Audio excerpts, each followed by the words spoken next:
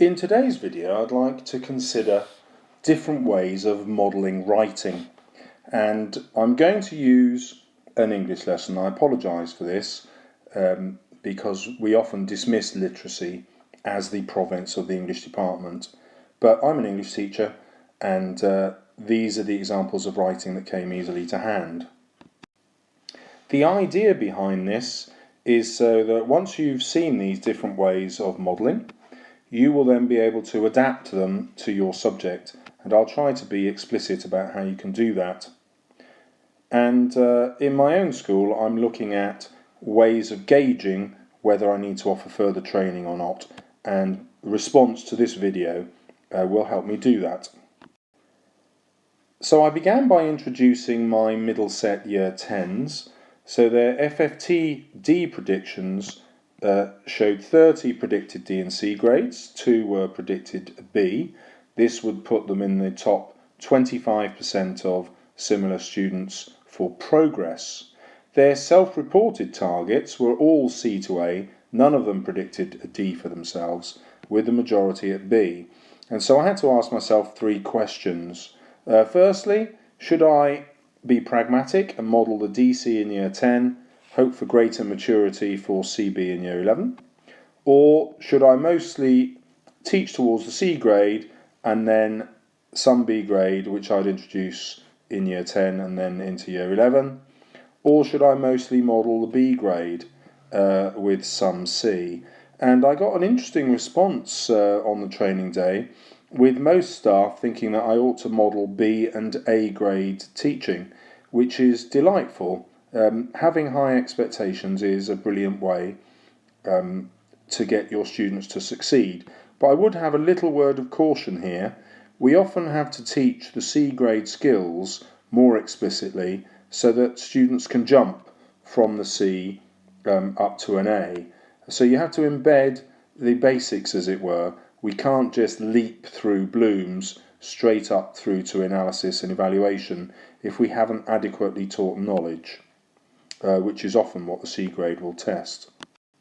My class were looking at an essay on poems by Wilfred Owen. They had to compare 3 poems. So the first poem I took was Futility, and I made a YouTube video for them on how to get a B, and gave them the task of watching this video as well as suffering my teaching on it in the classroom.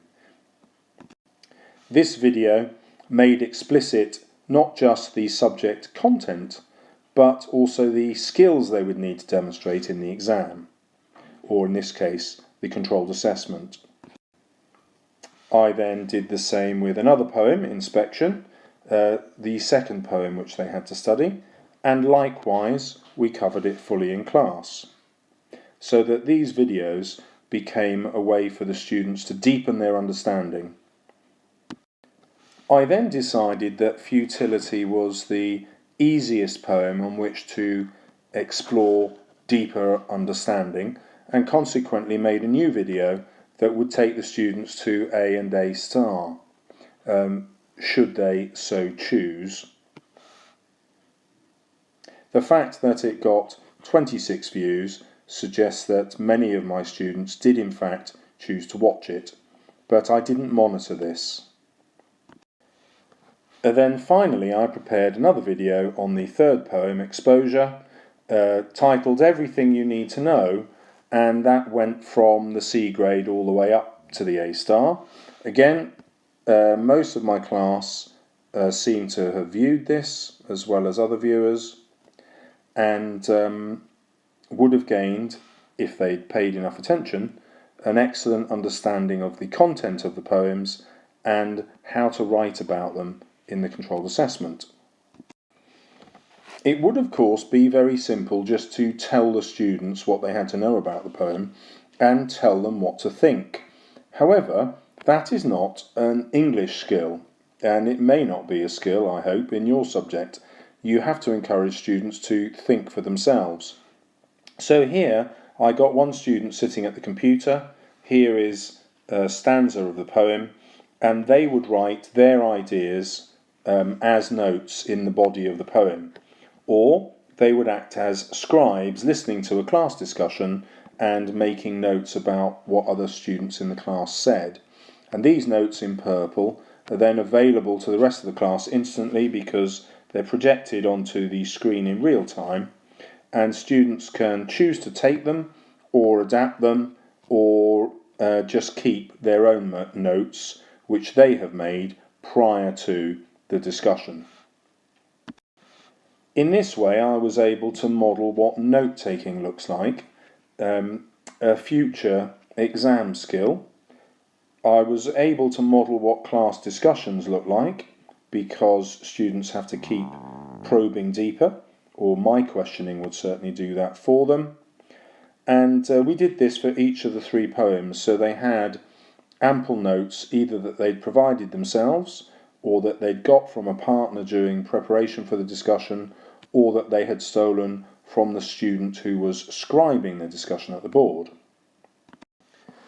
Because I couldn't rely on any of my note takers in the class to leap suddenly to an A grade, I also modelled what A grade note taking might look like, and I was really explicit. So in black you can see where I've added notes that are attached to grades, and in blue we have the sections of the poem that the notes concern.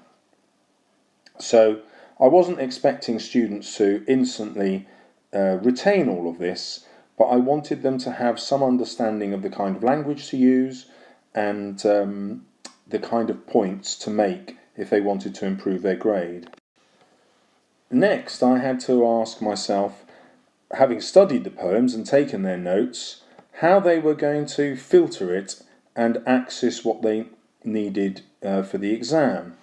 In the controlled assessment, they're allowed a side of A4, and so for each poem I gave them this note-taking sheet, and it had rows across, themes or ideas in the left-hand column, and there'd probably be about 7 of these rows further down. I've just copied 2 of them, and you could see that the students had to introduce their own quotation, then they had to work out what the poetic technique was, and then they had to put in an explanation of how that quotation linked to the title or the question, and the question was about the situations and feelings that Owen was describing in the poems.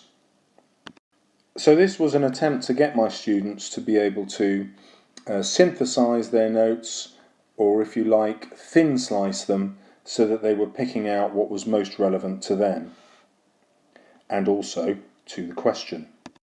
Once we had done this for each of the 3 poems individually, I then gave them a new plan where they had to filter their note-taking further.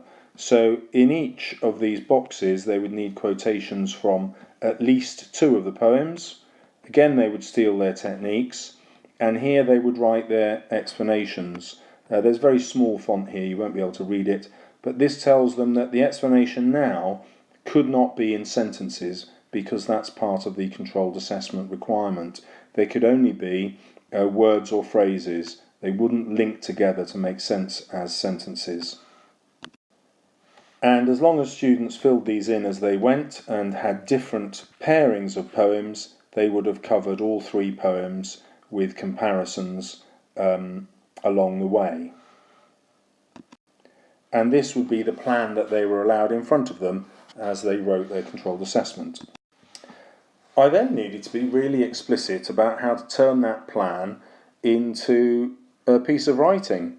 So here I looked at the requirements of a C grade response, and I gave them a model of a paragraph on futility, looking at the situations and feelings in the poem, and the same with exposure. And we did that a few times for different ideas, and they would obviously themselves write their own paragraphs in response to practice those skills.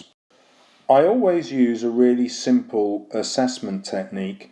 Whenever any student is writing, I try to get another student typing at the computer. So silent writing for the rest of the class, at the computer with the screen on freeze, another student types, and then at the end of the written activity after 5-6 minutes, it's very rare that I have them writing for longer than 8.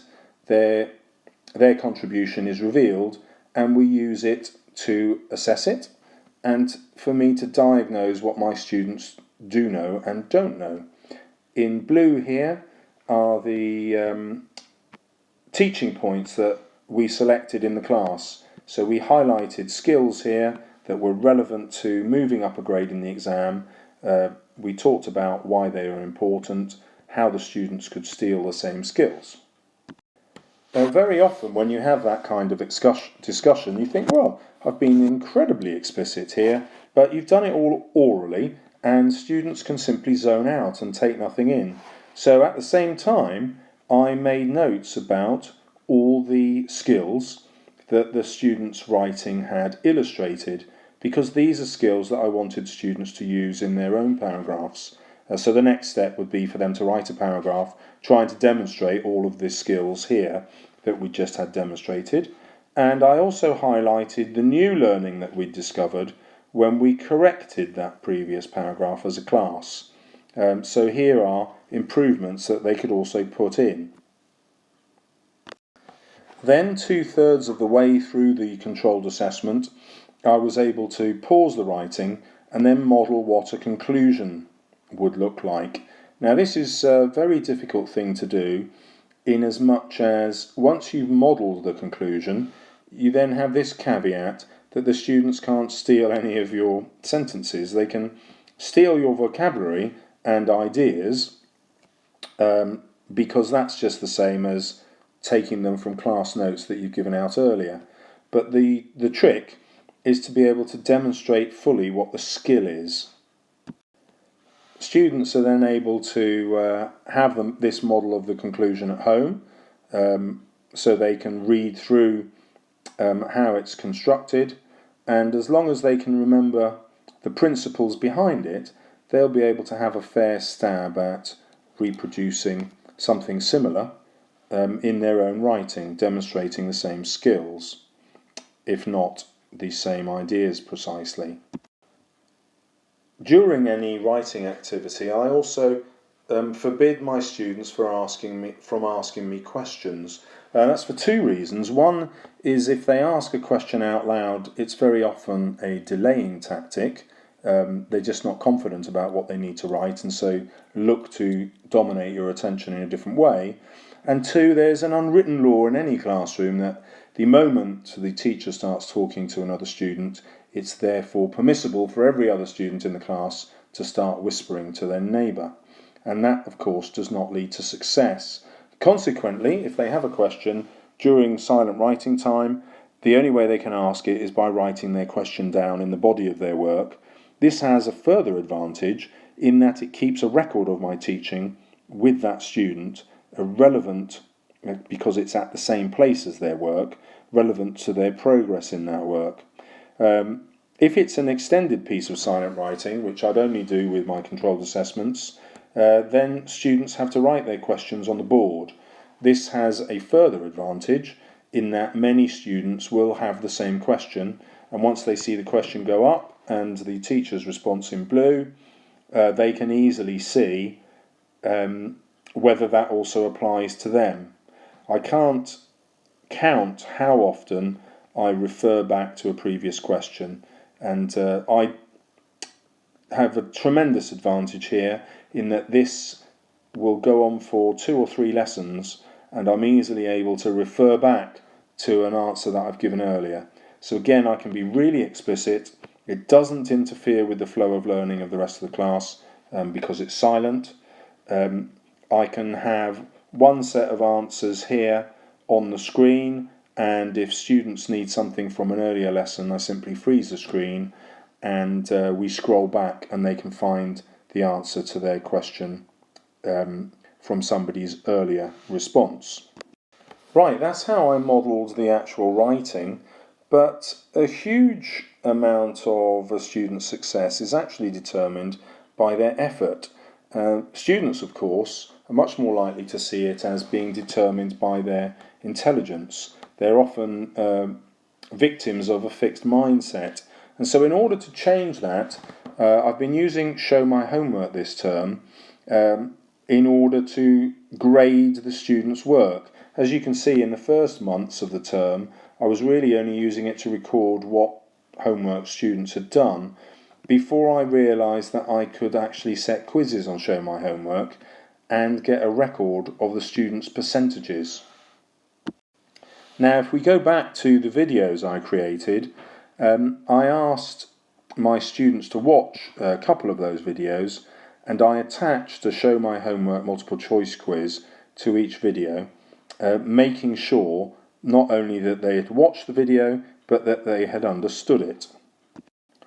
Show My Homework is also an excellent diagnostic tool, not just of the students' effort, but it also lets you know the kind of content that students are insecure on. So if you look at question 1, 2 and 3, you can see that those have been answered quite poorly, and that's something that I would need to go back and reteach in order for them to fully grasp it. But there's another feature of the Show My Homework multiple choice, which means actually I wouldn't have to go back and reteach. So here you can see that students have made a second attempt, and questions 1, 2 and 3 are answered slightly more securely. I didn't realise this facility existed at the time, but now I intend to give my students a pass mark, say 70%, which means that they have to keep going through the attempts until they get the pass mark that's required. So they would then teach themselves. It's kind of crazy in teaching that we assumed if the students haven't learned something, that that's somehow our fault and that we should reteach it, whereas actually the research says no, actually what we should do is retest the students and get them to relearn it because they're being retested. And then I had 5 students who had retaken it twice, I think, and 4 who had retaken it 3 times. And what was marvellous about this is I was able to show the names. Obviously I wouldn't do that in this video, but I showed the class the names of these students, only one of whom is a really hard-working student normally in class, and the other 3 are much more likely to get warnings for being off task and are well known around the school for causing problems, disrupting lessons with at least a low-level disruption and often quite worse. And what was fascinating was being able to show the class how their percentages had gone up. They all got over 85% in this test simply because of their determined effort. And that was a wonderful way to transform their opinions about where results come from, not from innate intelligence, but actually from hard work. So having presented this, I then summarised for teachers the 10 ways that I tried to be really explicit in my modelling. And when I did this, I initially felt really satisfied with what I'd done. I asked teachers to rate my modelling, and they averaged an 8 out of 10, I think, in rating how effective my modelling was. Some people thought that I'd given too much information to the students and had therefore made it too easy for them, and other people weren't sure that I'd made some things explicit enough.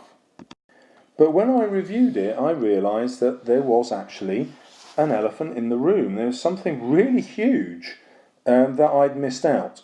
And I'd been thinking of the modelling, yes, from the student's point of view, but much more about what I would do as a teacher.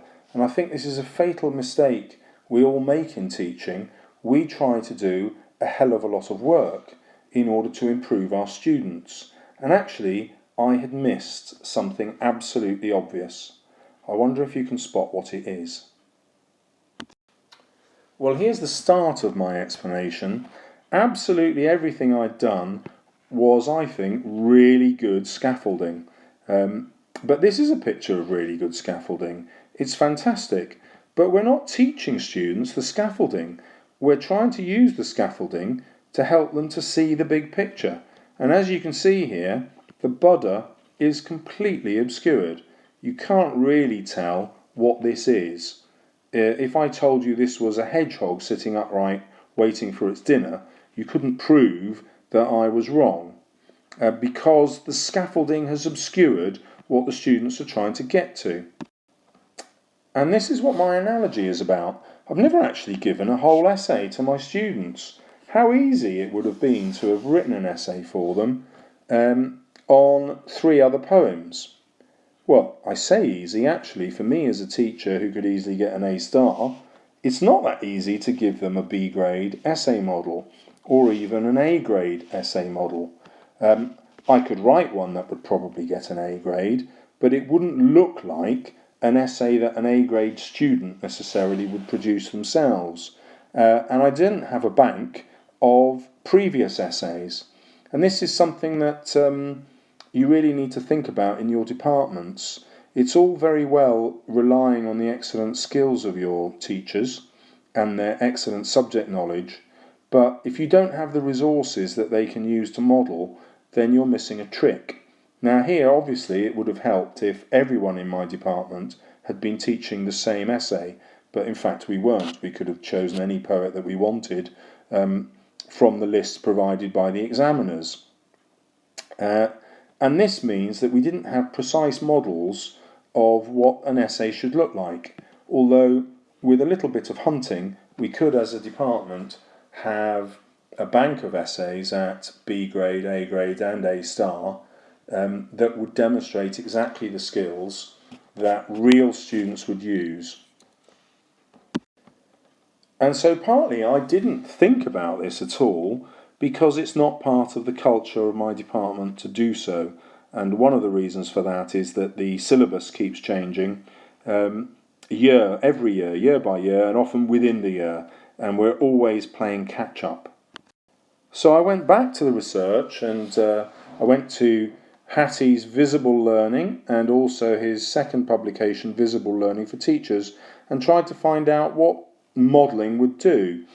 So this is the research on worked examples, and a worked example is an answer which is annotated explicitly for the skills that the students need and the subject knowledge that the students need. And that's its effect, D of 0.57, which is equivalent to over a grade improvement. So that's what the research tells us. If you model explicitly to your students, they will get a grade higher over the year than students who did not have that model. And that's why literacy and modelling, literacy through modelling, is so vital to your teaching. It leads to a grade improvement on average. So what was deeply puzzling to me was the fact that here's a year 11 essay. I wrote that in class while the students were writing some paragraphs of their own, because I had no problem in modelling the A star to them, and I could easily show that to a top set. When they sat a language exam, they all immediately groaned. And I thought, well, I really need to model what hard work looks like to top set students. And so I pointed out that I already had my O-level in English literature and my A-level and my degree. And in fact, I'd also taken the GCSE when that first came out so that I could find out what the demands of the new exam were. Prior to that, it was 100% coursework. So anyway, I sat down for 50 minutes and simply wrote while they wrote, and I wrote 1,183 words in my 50 minutes. Not because I expected them to be able to do the same, but I wanted to be explicit about what hard work looked like. It meant me getting my head down and completely focusing on my task. It was a brilliant way to demonstrate to my students what to do, and they then mimicked my efforts. Not in terms of the content of what I'd written, but actually they just sat down and did their best without further protest or interruption. But it caused me to reflect on a problem that I think is common in schools, and that's that we tend to teach the students a need-to-know curriculum, and that's what scaffolding is. We're constantly working out what the students need to know and giving it to them in small chunks. Now the danger of that is we fail to give them the big picture. I've only taught them what I thought they needed to know, I haven't shown them more than I thought they needed to know. For example, if my students could learn these 12 things from simply us analysing 2 paragraphs, imagine what they could learn from a whole essay. I mean, I might at any time only be explicit about 1, 2 or 3 things, but depending on their different starting points, they could notice any of these things for themselves. Now, none of them are going to notice all of them, but I can't predict what they will learn from the model that I give them. But I can predict this: they won't learn anything that's wrong, because it's in my model and therefore it must be right. So anything that they learn is a bonus, and they can get ahead of my teaching. I'm no longer just relying on the chunks I give them. I'm focusing on the right chunks that I want them to move along at, in pace, in time, the whole class grasping the same things, but they're able to accelerate ahead of me or ahead of everybody else in their class by picking on the things that actually they notice. And that's the real value of giving them the big picture first. So what if I'd given my students a B grade essay, not after we'd studied the poems, but actually before we looked at the poems? That would have got them to think about the kind of vocabulary they needed to understand. They might not have known what assonance or enjambment was, but it would become apparent reading through the essay. They would start to decode things for themselves, or at the very least work out what it was they needed to learn when the lesson came about. A much more powerful way for them to operate as learners. And again, they could learn much more than I was explicitly teaching, because they would all come at the essay with a different starting point, whereas in my lesson I'm always teaching from the same starting point and building up in blocks. And hopefully there's at least one idea you can steal from this video in the modelling of writing in your subject. Good luck. If you found the video useful, please like it or recommend it to a friend.